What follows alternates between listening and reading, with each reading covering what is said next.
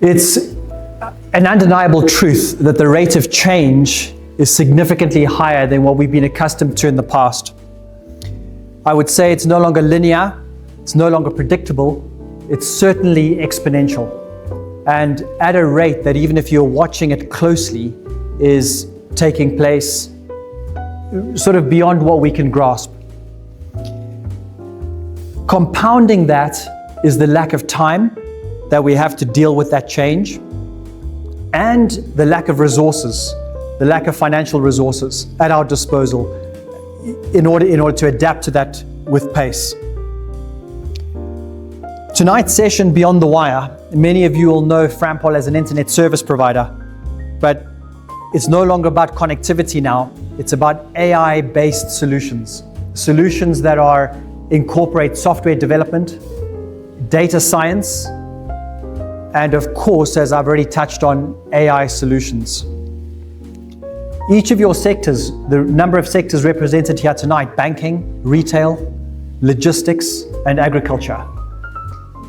And those sectors face headwinds. These headwinds are fairly fresh, fairly new in some ways, and in other ways have been there for a long time. But the new threats that we face, increased competition. We're in a global marketplace.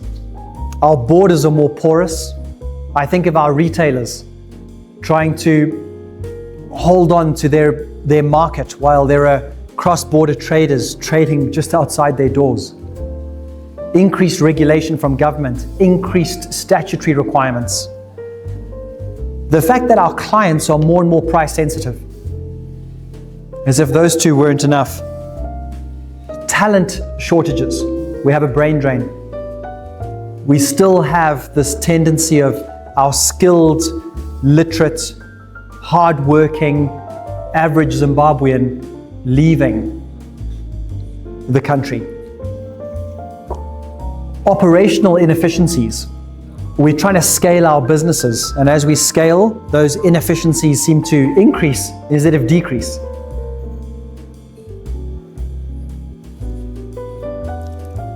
Compounded by what I touched on a minute ago, increased client expectations. Our clients seem to have matured in terms of customer expectation. They seem to have an increased desire for an excellent customer experience. And that leaves our businesses fairly precarious when it comes to offering a shoddy or a substandard service, or expecting our team members to consistently deliver an excellent client experience. Those are 5 headwinds. One of them on their own would, in a SWOT analysis, send a cold shiver down our spines. We've got 5 of them. And I don't believe the list is limited to that. We can include cybersecurity threats. We can include infrastructure failings, a lack of electricity, etc. So the headwinds, suffice to say, are there and they're significant.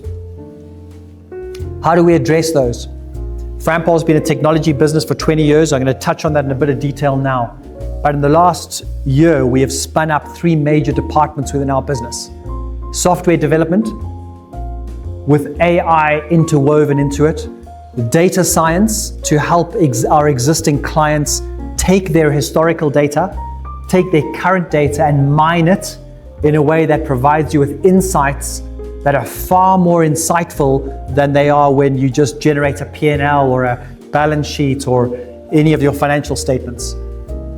That data science is allowing you to extract that data and now put meaningful overlays in it.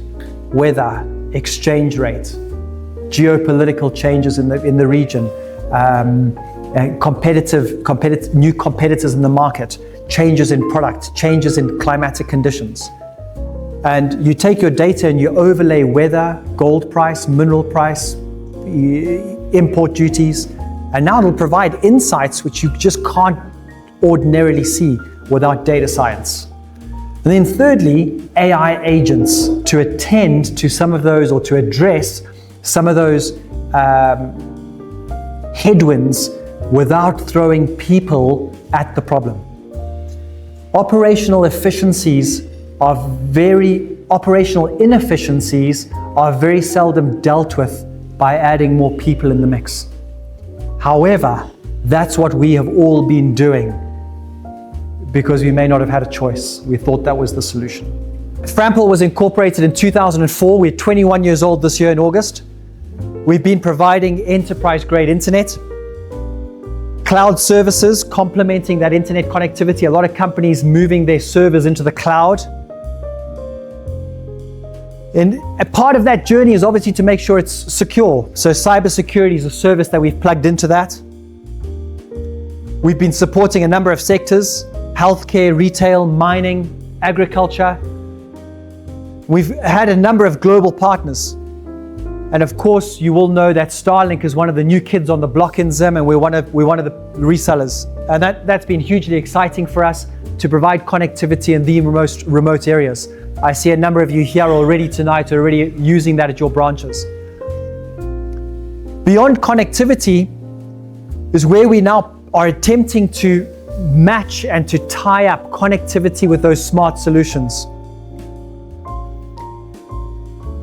Frampol has been based in Zimbabwe. Our solutions have been primarily tailored to the Zimbabwean market. And so we operate pretty much exclusively within the borders of Zim. We love the market. We're passionate about it. Our team of 45 people at Frampol are looking after 500 customers and about 10,000 end users, to give you an idea of our scale. A brief summary there: internet and IT solutions, AI and automation solutions. We're going to talk about that in a lot of detail after this presentation. Data science and analytics. I've touched on that, including the importance of mining that data and extracting valuable insights. Our data scientist, our head of our data science department, is with us tonight, Don.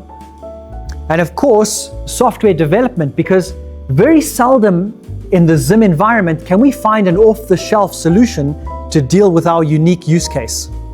So we feel our software development, our AI solutions, and our data science departments are strongly complementing each other, especially off the back of our connectivity infrastructure, helping companies like yours have a one-stop shop: connectivity, business solutions, business insights. While we were strategically spinning up these departments, it was clear that we are not in business if our customers are not. If our customers fail, we fail. Not dissimilar to yours. We need our customers to be in business in order for us to be in business.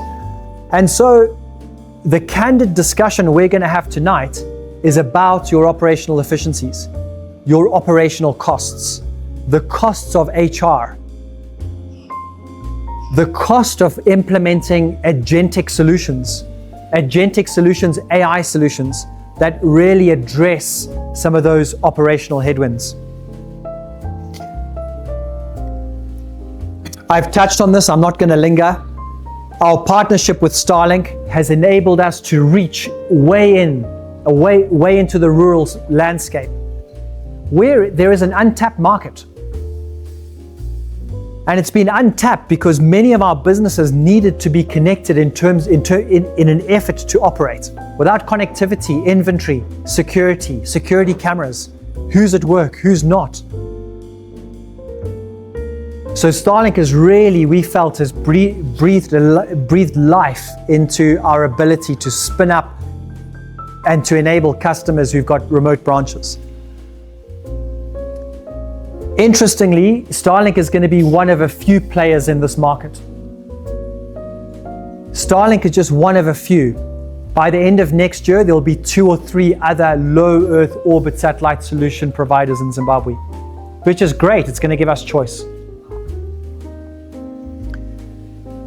One of the use cases I would like to talk about is how we've deployed AI advanced analytics in the debt collection process,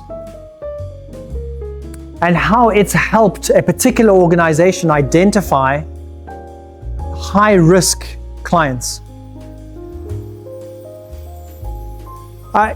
What we were like before we implemented this as customer zero at Frampol is we would identify a high-risk customer who was in 90 days in the retail sector, maybe short. But in our sector, it's a 30-day turnaround. But anybody in 90 to 120 days consecutively, this is high risk. But there may be determining interesting, extenuating circumstances in your particular sector. And AI has helped us identify with more detailed matrix, not just their delay in payment. All of our AI solutions, Brett, that go into our customer base are not only white labelable or white labeled, but we bake into them that particular company's culture, that particular company's data. So if I was to give you an example, many companies have got operating procedures, SOPs.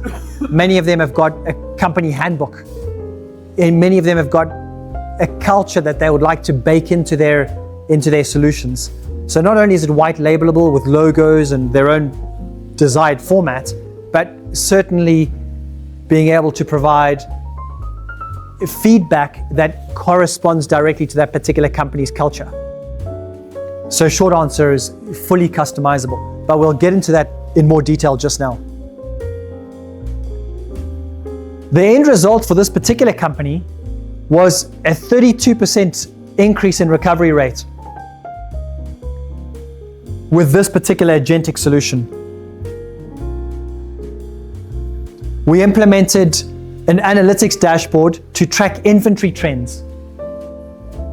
The ordering of just in time, making sure we're not sitting on excess stock, being able to see which stock is moving, which is not. It's self-explanatory for those in fast-moving inventory industries, how important that can be. And we're not just overlaying one or two metrics. In many cases, we're overlaying 10 or 12 variables. And that stock data comes out and it shows in detail, this is where the risk is. With an accuracy rate, Niku, it's unbelievable. We met with one of our clients yesterday. They've achieved a 2% error rate. So in the predictive analytics of data science, we put their data in, they've got a 98% accuracy rate on the output of data for predictive analytics. What does my business look like in 3 months' time? 98% accurate. I mean, it's unheard of. It's quite fascinating.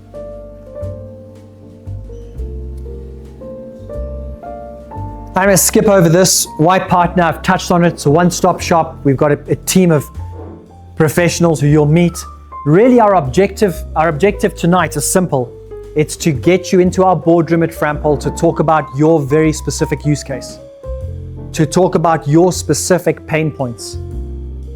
That's the ultimate objective, is to say tonight is an intro, next meeting, come to the Frampol boardroom, we talk about this in more detail. For those of you who've done some online research about AI and agents, the term agentic solutions or agentic implementations would have come up. What does that mean? It means you find a software development house like us and you say, Frampol team, I've got an issue with debt collection. And we say, okay, what is the issue? I've got 10 people phoning around, chasing debts, and inevitably annoying my clients. Okay. Does that need to be a human being's role? Does that need to be a human being's job? The reality today is that we've got software and AI agents that can replace a human being on a phone calling your customer to collect money. That would be an example of an agent, a piece of software, making a phone call to a number, to a name, talking about an outstanding debt. That agent is designed with your characteristics, with your persona, with your culture. How do we address them? Do we address them as dear sir or dear ma'am? Luckily in Zim, it's still fairly binary. So it's easy. So how do we address them? that debt collection agent, if it gets sworn at or the phone gets put down or the client's had a particularly bad day, is not going to get offended. Can make 40 simultaneous phone calls to 40 customers at the same time. Won't get annoyed. Will collect the data, put it into an Excel spreadsheet for a human being to then review and say, oh, this one says it's going to pay tomorrow. This one says they're going to pay next week. This one says this story, and converts that entire conversation into text, which can easily be read and analyzed in a database. That's one example of how we take a human out of a role that's not best suited for a human anymore. Remember, we've been throwing human beings at these problems because that's all we had the option to do. Now we're able to throw software to those problems at a fraction of the cost of a salary. By the way, that agent doesn't ask for loans. By the way, that agent doesn't get sick, doesn't have leave days, and can work 24 hours a day. And your current debt collection team, I bet, have got skills that are best directed in other more important parts of the business. Maybe driving up sales. Maybe increasing market contact. We're going to talk about the pain points or the difficulties that come with introducing this in your own organization in a few minutes. Because of course, talking about having software instead of humans is not necessarily an easy discussion. But we'll talk about that shortly. Interestingly, in the rest of the world, AI agents have been banned from cold calling because there's regulations in place to stop that. Because you go to Johannesburg, you get your line, within a few days, someone's phoning you on that number, trying to cold call you for something. So in the rest of the world, there's laws against that, to having AI agents making those calls. In Zim and pretty much in parts of Africa, most parts of Africa, those laws don't yet exist. So what you can do is certainly get that AI agent to answer somebody phoning in asking about adverts. That's also around the world not illegal, by the way. They can answer the phone, they just can't make outbound calls. In Zim, yes, they can make outbound calls.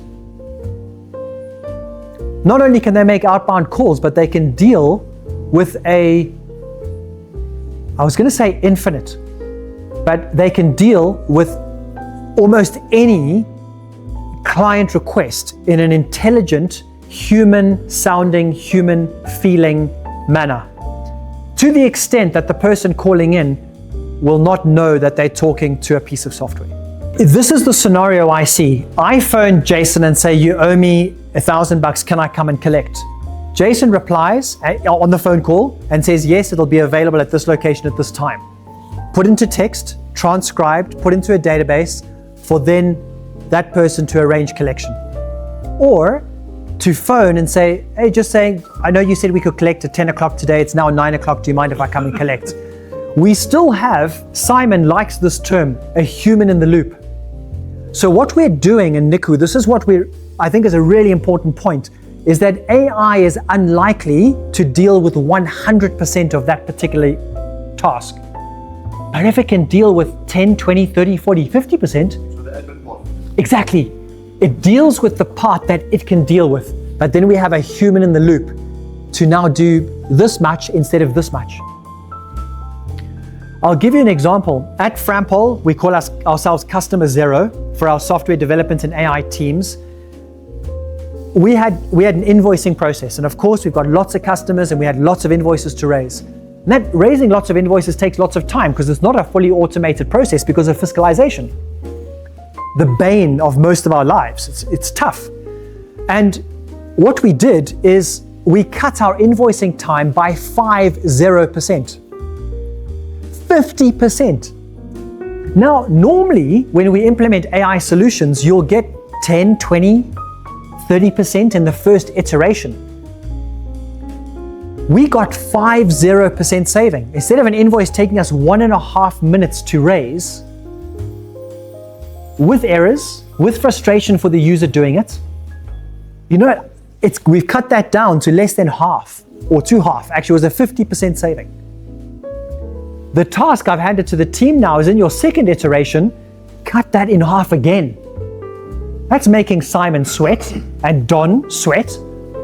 But if we could do 50% before, why can't we do it again? Now that means that we don't need to bring somebody else on board that readily, because she can now do 750 invoices instead of 500. And her mind is not going numb, because what a mind-numbing task. We're now working very closely with Zimra to say, Zimra, can we not interface with your fiscalization environment to automate even fiscalization, to speed that process up? Because that's quite manual currently. And those operational efficiencies, when you start looking at that across not only Frampol, but all of our customers, there's a cost saving there. There's an accuracy being built in.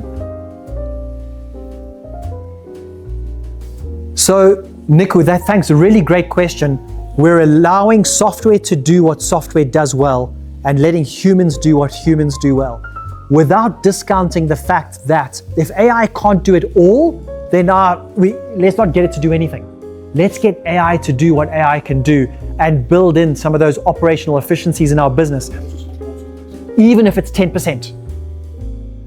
Because it's 10% today, but we build on that tomorrow, then it's 15, 20. I'm reminded of Elon Musk and his redesigning of the rocket engines. He says you have not redesigned enough unless you have to put back at least 50% of what you took away. He says you strip that process right down until it does not work, and then add one thing at a time. His rocket engines now have got less than half the parts at less than half the weight. Normally after 3 iterations, 3 attempts. Let it and fail. Fail first, fail second, fail third. Simon, how many times did we hit a brick wall with that invoicing? A number of times. But each time we got closer and closer and closer. And I share that story with each of you so that you're encouraged, not discouraged. That there's a process through that automation. My team came to me and said, Neil, we need a project manager. Number 1.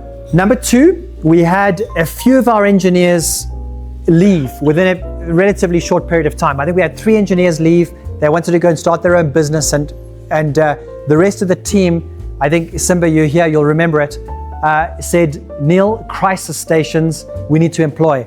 I said, whoa, it's a perfect opportunity to sweat technology. I said, first of all, no to a project manager. We're implementing Asana.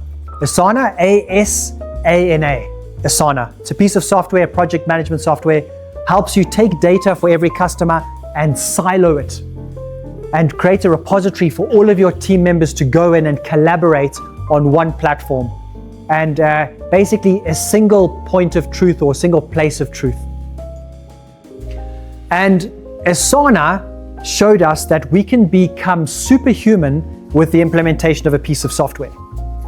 But to come back to your question, that's the live example, and this is where we learned the lesson that I'm going to use to answer your question. I said to the team, can you see the stark reality of we have lost 3 team members and I'm suggesting we replace it with software. That software costs us $10,000 a year. Divide by 12, $800 a month. I don't know how that compares to a project manager's salary. But I can tell you that the project manager that we employ for $1,600 is not working 24 hours a day, is going to forget the data, is going to be inaccurate, cannot talk to 20 of my team members at the same time. That's just to mention the efficiency that comes with software as opposed to a human. I then said to my team, the remaining team members, I recommend you embrace this piece of software and become an expert at it. Because if you don't, we'll find somebody who is going to do that. Because if we are experts at that piece of software in our business, that's going to make us, it's going to enable us. And it's going to be a colleague that you can trust. It's going to be a colleague you can rely on. It's going to be a colleague you know is going to be here tomorrow. And guess what? You're the one training, you're not training it. That was our first major investment in software. We're now spending tens of thousands of dollars a year, more than 50, on software to make us superhuman in our business. Did we employ a project manager? No. Did we use that as an example to show our team, jobs can be replaced by software. And if they can be, they will be. So I suggest you don't put yourself in a position where you can be replaced by software. Niku, what we did is we then signed up to Udemy Business. That cost us another $8,000 a year for 40 people to have access to Udemy online training. Thousands of courses. And I said, now there's no excuse. We've now given you a portal that you can eat, sleep, and drink Udemy training to your heart's content.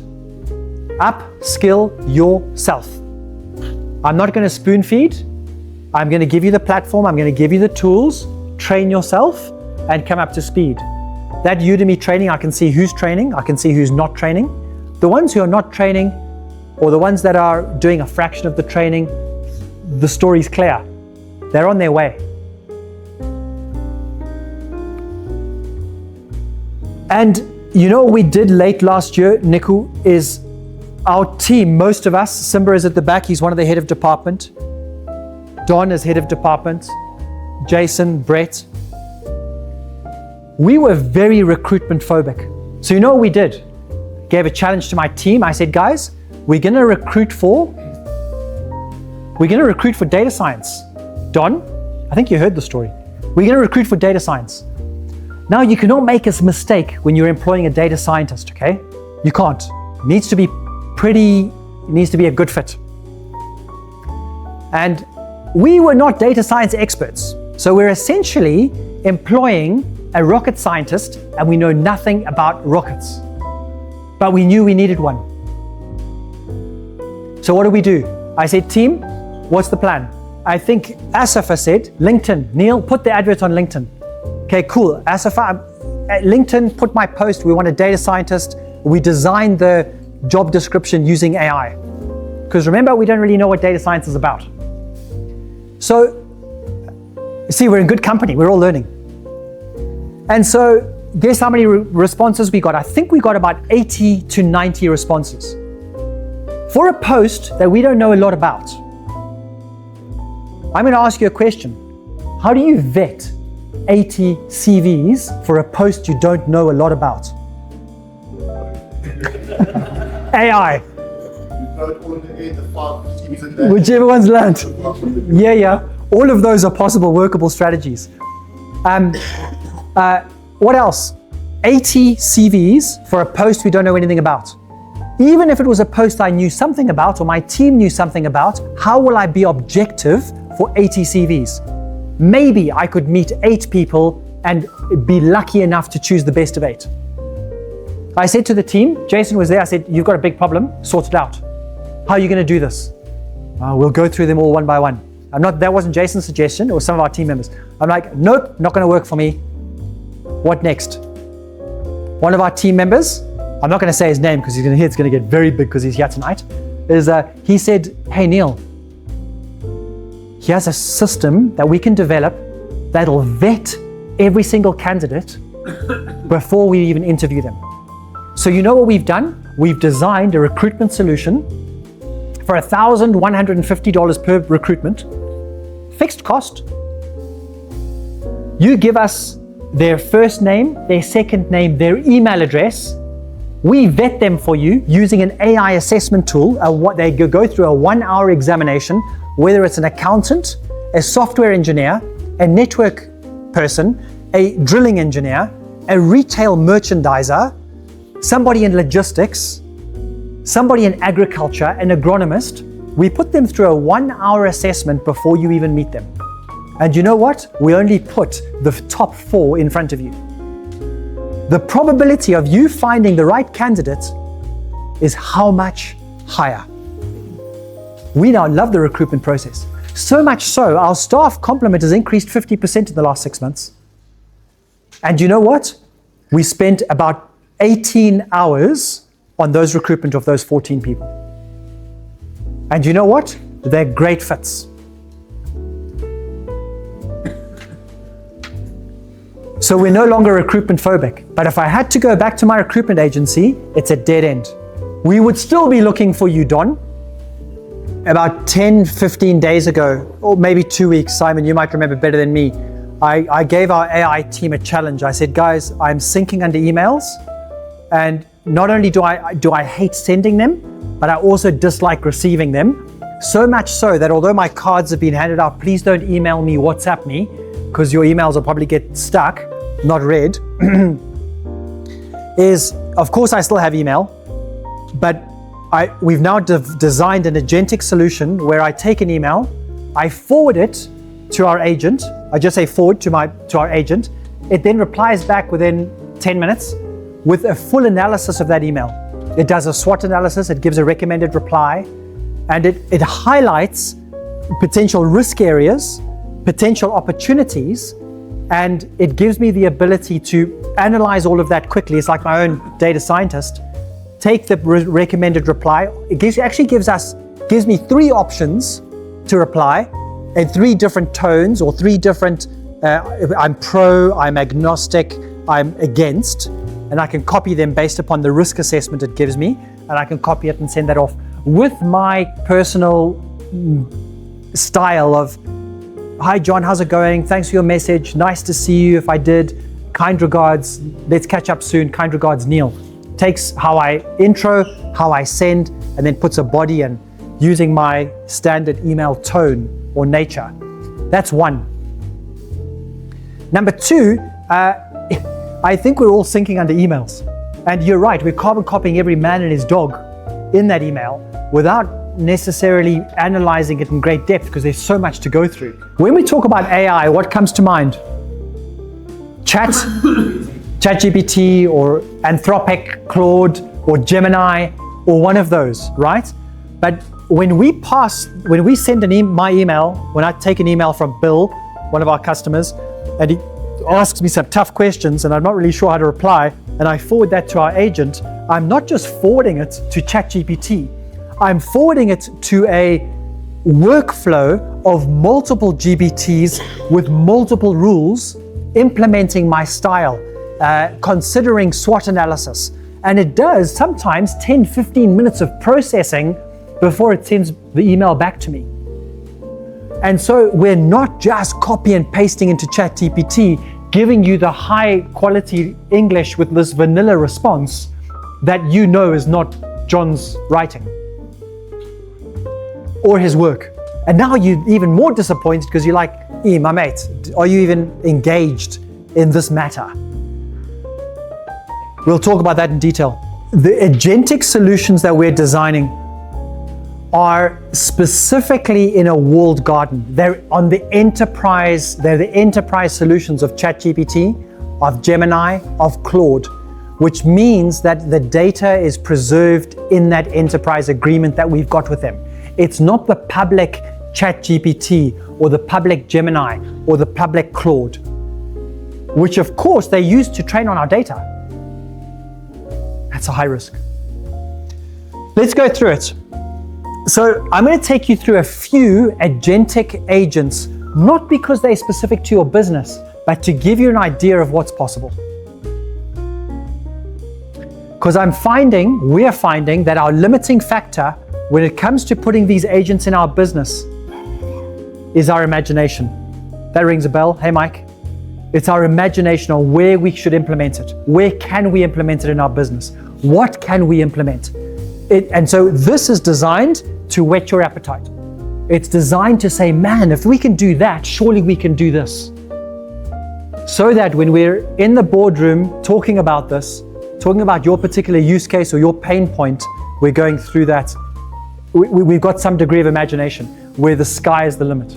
Each agentic agent that we design or develop is customized.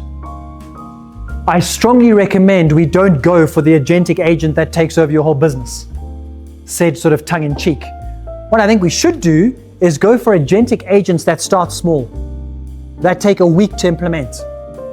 And the price point for that is 3 or 4 digits, hundreds / a few thousands. Implementation time, 1 to 2 weeks. So very quick implementations, very quick return on investment, and very low financial risk for areas of your business that you see as a pain point. So the context is this: we're going to go through some AI agents that have been developed specifically for tonight to talk across the various sectors, to give you an idea of what may be possible in your business. Okay, risk management, debtors intelligence. We all have debtors. Let's analyze the risk. So this was a piece of software designed and developed. We've taken a video of it. We're going to upload the debtors file. Thank you, Brett. Pause. And here we are looking our aging. We can see who's high risk, see who's low risk, see who's medium. And what this has done is it's analyzed the data based on historical trends, not just the last month or the outstanding amount of data. Go on, Brett. Please interrupt, team, if you want me to pause or go on. I'm going to move through fairly quickly to try and get your creative juices flowing. Thank you. Top 10 priority invoices. There we go. It's highlighted some of the big numbers, some of the ones that may be risky in terms of aging. Go on.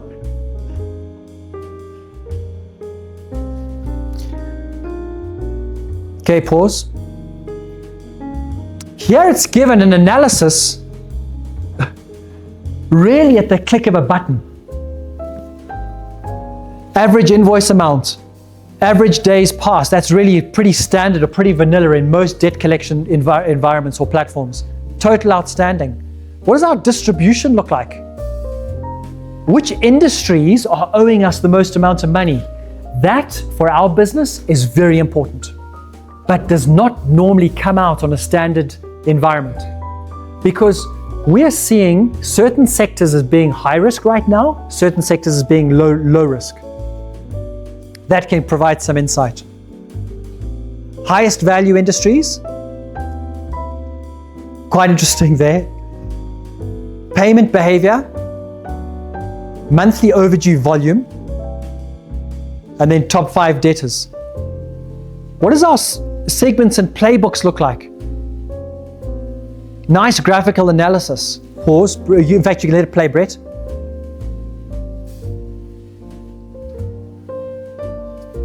What is it? It's giving us a recommendation on what to do next based upon its analysis on those 3.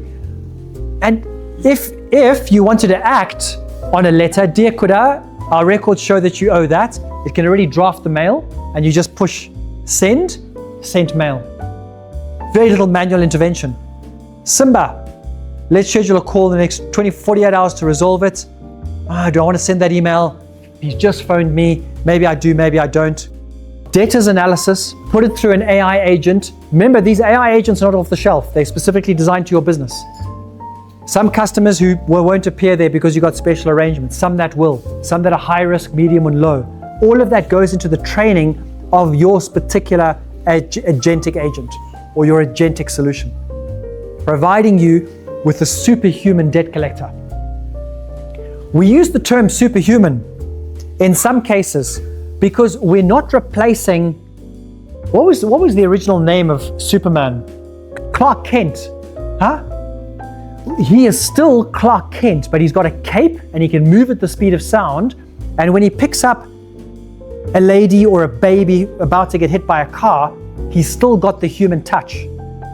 So there's still a human behind it at this point.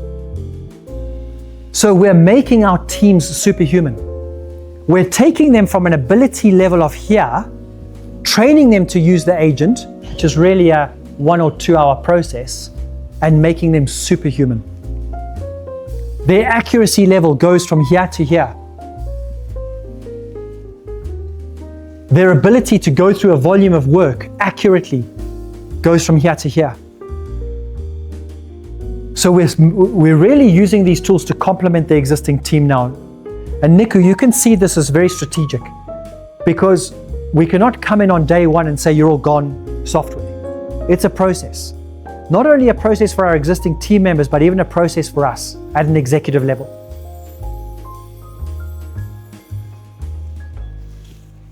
Analyze business proposals. We've got some banks represented here this evening. I'm sure they receive all kinds of business proposals that often look like they're going to make millions of dollars in very short amounts of time. So what they have then is they have this agent. We upload business proposal, a SWOT analysis, cash flow projections, market growth data as per their proposal, even include the covering letter that the person included. And we say, analyze this business proposal. It gives an AI-based evaluation of that business case. It's no longer down to just one or two people in the business department or the business proposals review department.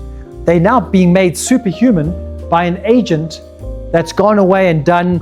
Simon, approximately how many minutes of processing is behind this? About 15? No, this one is about 4 minutes. About 4 minutes of processing. And thanks, Brett. You can pause it. It now does not take the business plan alone on its deemed strengths. It takes that business plan and it critiques it based upon its AI knowledge, which is now giving you really a superhuman assessment of a business plan. Now, I know that might be useful for the banks in the very first instance, but imagine, Bill, you're thinking of diversifying your business in a particular direction and you ask your team to put a business plan together. You take that business plan and you pass it through this. It's going to throw out some uncertainties. Because whenever somebody's generating a business plan, if I'm generating a business plan, man, it's just really positive. The weaknesses and the threats and the SWOT analysis are always underplayed, and the strengths and the opportunities are always overplayed because we're naturally optimistic. Thank you, Brett, go on. Really making us superhuman.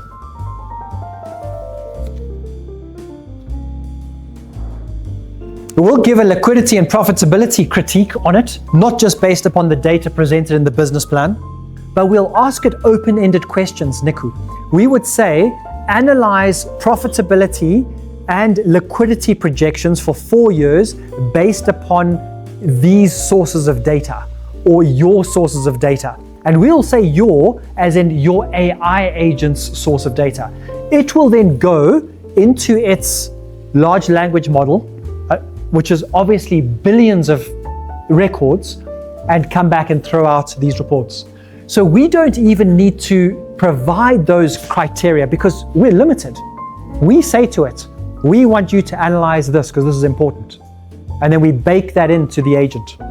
And then we'll use either ChatGPT, Claude, Gemini, either one of them, all of them in different areas because they all have their own strengths. So we're now not just passing this business case through one chat and pushing, give me a result. We're passing it through multiple agents. And in fact, the output of one agent like ChatGPT goes into the next. And the output of that goes into the next. And the output of that is analyzed. And then a report is generated. Hence the processing time. We've had these agents working for 15 minutes in the background before spitting out a report. What is the longest you've had? 45 minutes. 45 minutes of processing for a mining case. You have to know that when these things are processing for 45 minutes, that has to be weeks and weeks and weeks of a human's job. Go on, Brett. I've provided some context now. You can just see the reports. I'm just going to remain quiet for a minute. You can see the reports that are coming out from this agent. Risk matrix now. This risk matrix is not, go on, Brett. This risk matrix is not based upon what was put into the business plan. This risk matrix is outlined as a result of its large language model, its own intelligence. The limiting factor, Mike, is our imagination. There is a skill set that everybody in this room should develop, and that's called prompt engineering. When we type a question into AI, Mike, That's called a prompt. It's a bit like going to Google and typing in a question. Tell me the best place to holiday in Croatia. That's a prompt. In AI language, we call those prompts. But a prompt sounds more like this. Not where the best places to visit in Croatia. It is this. My name is Neil. I'm 46 years old. I have a wife and 3 kids and 5 grandchildren. I'm thinking of going to Croatia in the next 6 months. I'm looking to ensure that every one of my family members, my wife included, in fact, avoid shopping centers, otherwise she'll spend a lot of time shopping. But my grandkids need to be entertained. My kids probably need a little bit of entertainment for themselves because they're slightly younger than me. I'm looking to spend this much money, and this is all one prompt, by the way. And I really prefer warm weather. I don't really want to be there in winter. Suggest the best places within my budget and also list the places you recommend I stay. Enter. Now, that's just one example of how to ask the question. So one of the things we generally lack is asking appropriate questions. And you know that saying, if you ask the wrong question, you're going to get the wrong answer. You have to ask the right question in order to get the right answer. A lot of our interactions with our customers are in WhatsApp groups. A number of our customers will know that. And we extracted a history of one of our customers that went back a long time, more than a year. And we put it through one of these AI agents, a sentiment analysis agent. And we have about 30 or 40 Frampol team members in there and maybe 10 customer team members in there. And it's been dealing with everything in that particular customer. We passed it through the sentiment analysis. It came out and it said, summary, customer not willing to collaborate, top 10 issues that were faced by that business, recurring, and customer's technical ability on a scale of 1 to 10. So customer was not willing to collaborate when they had a problem. They didn't want to relinquish their machine to us to fix it. And their technical knowledge was 2 out of 10. It was a cocktail for disaster, right? Lots of issues, but didn't want us to fix them, and then would complain. And sort of customer feedback negative. We presented this report to them just to be very candid and say, look guys, we didn't make this up, but looks like we have some problems here. And I know you've got these technical issues, but we have to have access to your machine to fix it. And just change them overnight. They're like, so sorry, we know our technical knowledge is low. You can now come in. And that really gave us insights because, even we couldn't work out why is the customer so aggro? We couldn't even work out the customer wasn't willing to collaborate. But when we took all that data and passed it through, did a data science on it and dumped it into one of these agentic agents, it spat out this report that was very insightful. Our jaws dropped. We're like, what? We gave our team access to training. And we said inside that platform, there is tools that will bring you from here to here. Look, there's not many people, Niku, who like to train, who like to go back to school. Not many people like to do that. I'm 46 now, I think 47, somewhere there. I didn't particularly like to learn things. I've subsequently learned to fly in the last 4 years. I'm now learning to play a musical instrument, and I don't have a musical bone in my body. I'm also learning Chinese, Mandarin. Do I like it? No. It's hard. It's painful. Like after work, it's the last thing I really want to do. But I can't lead the business and expect my team to train with I'm not doing the same thing. And so I am merciless. I'm going to review Udemy training very soon. And if the team are not training in Udemy, it's going to be this kind of discussion. Look, John, if you don't train, you're gone. Not because you're going to be fired, but because you just won't be relevant. And I'm sorry, but you're digging your own hole. So work it out. Because I'll tell you what, John, you think I'm harsh, but I'm not, because our customers, if we prove to be irrelevant, they're going elsewhere. If we're inefficient, guess what? We're going to close. If we're not going to up our game, our competitor's going to take our customer and we're closing. So you choose, man. So our customers are not that patient, They'll just say, we're moving elsewhere. Exactly. And so that's the discussion. And it sort of does get to that eventually. We pay you X, we require you to deliver X plus Y, otherwise you're gone. And that's, I mean, it was just, none of us are running charities, the last time I checked. And it sort of gets to that point at some point, if you've given everybody the tools and they're refusing to upskill, then it'll be like head. The other thing we're doing is we've made a decision. When I say we, it's a bit like the royal we. I have made the decision, and we don't really run a democracy at Frampol either. So we've made a decision that we're actually not really going to employ university graduates. They're not really at the top of our wish list.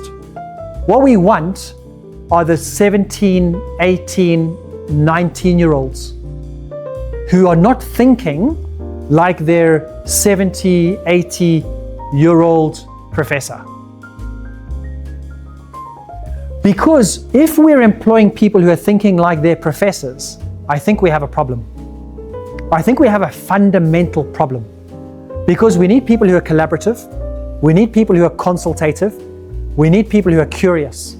And generally, collaborativeness, curiosity, and creativity generally get beaten out of people through the education process. I'm sorry to say. And so we're not looking for university graduates, we're looking for these youngsters. If you ask me, Neil, what 3 things do you look for on a CV? What are they? You won't get it, I'm sure. They are first name, second name, email address. Everything else, honestly, it's irrelevant. I pass them through the assessment and then I interview the top 4. And at that interview, it's not a technical interview, by the way, because that's already been dealt with. I know the person can do the job. It's now character, passion, and the fit in the team. Man, that takes the heat off, eh? Degrees in many ways, you don't want to get me started on that, but degrees in many ways, I think, they don't necessarily mean it's a good fit. You know, are we pushing it up? The truth is I'm not pushing it up the higher levels at the moment because most people will think I'm mad, which is fine because I'm happy to be at the bleeding edge with a team of people who have got Frampol to where they are today, who think outside the box.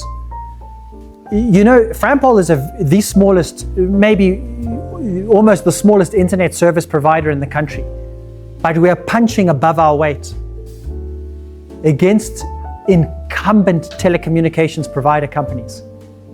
Huge players, many times bigger than us. Why?